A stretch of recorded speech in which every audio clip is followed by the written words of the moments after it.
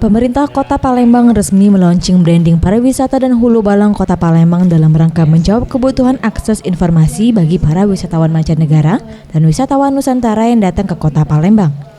Menurut Isnaini Madani, Kepala Dinas Pariwisata Kota Palembang mengatakan, dengan target 12.000 wisma dan 1,2 juta visitor di tahun 2017, jumlah tour guide di Palembang masih sangat kurang dan akan kesulitan untuk bisa menjawab kebutuhan akses informasi destinasi wisata Kota Palembang.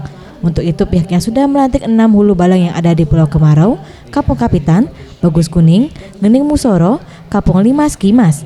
Ke-6 hulu balang ini akan diberikan pembinaan lebih lanjut agar siap menjadi ujung tombak pariwisata Palembang.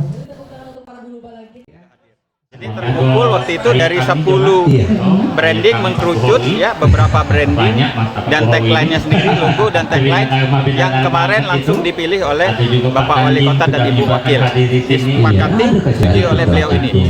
Branding kita adalah Palembang, the city where culture and river meet in harmony.